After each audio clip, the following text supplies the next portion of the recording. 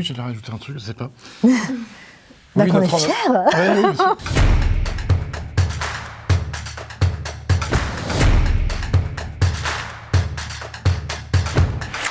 oui, Bonjour, Marie Gomy. Bonjour, Aldéric Le Sueur pour le projet La Bavarde.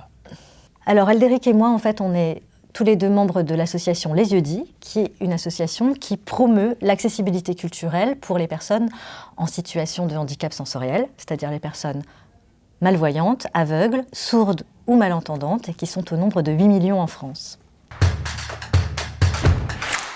C'est cette petite voix qui décrit une scène dans un film, qui permet à une personne en situation de handicap sensoriel d'avoir accès au film comme tout à chacun.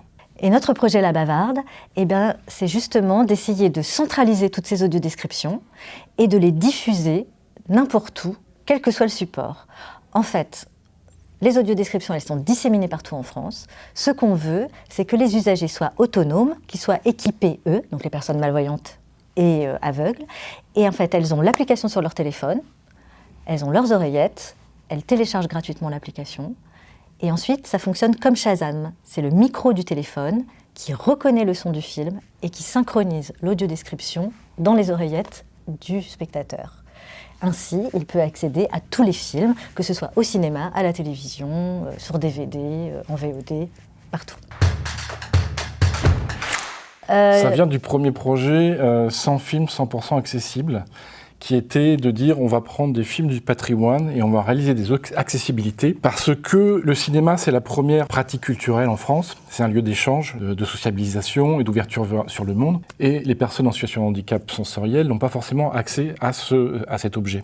Depuis le 1er janvier 2020, il y a une obligation de la part du CNC de réaliser des accessibilités pour les films français. Alors maintenant on peut dire qu'il y a un stock, qui a une obligation, mais le chaînon de la diffusion est vraiment défaillant. Et on a la chance aujourd'hui de vivre une époque où la technologie peut être un progrès, parce qu'on parle beaucoup d'innovation et on parle rarement de progrès. Et notre projet est un progrès, dans le sens où on va modifier le rapport à la culture des personnes en situation de handicap. Nous, on produisait en fait des audiodescriptions, on en réalisait, on en fabriquait, et puis on s'est rendu compte que ces audiodescriptions qu'on fabriquait, qu'elles restaient en fait sur des étagères, que les ayants droit à des films, les producteurs en fait, qui nous les commandaient, ils les finançaient, mais qu'ensuite ils les exploitaient pas sur toute la chaîne. Il y en a des tonnes des audiodescriptions qui sont faites parce qu'il y a une obligation, mais elles ne sont pas diffusées. Alors actuellement, on est en train de finaliser la version iOS de l'application. On est en ce moment en train de faire tester les dernières versions bêta à un panel de personnes en situation de handicap sensoriel, des non-voyants essentiellement. Et là, on est en train de préparer le catalogue qu'on voudrait ouvrir directement avec 300 films. Et on est en train de contacter tous les grands distributeurs et les grands producteurs. Et ce qui est super, et on est très contents et très fiers, c'est que tous nous accueillent superbement bien et sont prêts à nous livrer. En tout cas, on n'a pas encore contractualisé, mais oralement, ils sont tous prêts à nous confier l'intégralité de leur catalogue. Voilà. Alors, la résidence de 139, moi je suis très envieuse parce qu'en fait, moi je suis sur Fécamp et Aldéric il est sur Le Havre. Alors moi, la résidence, j'en profite moins d'une certaine manière, mais j'aimerais bien en profiter comme Aldéric en profite, à savoir que nous, notre travail, il est essentiellement casanier. On est beaucoup au téléphone, on est beaucoup devant les ordinateurs, 8 heures par jour.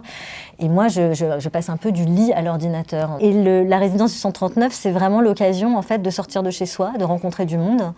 Non, la résidence à 139, ça permet aussi de briser l'isolement, comme tu le disais, mais de pouvoir échanger avec d'autres personnes, qui soient salariés ou d'autres porteurs de projets, pour avoir des avis externes, des expériences externes. C'est toujours intéressant pour enrichir un projet.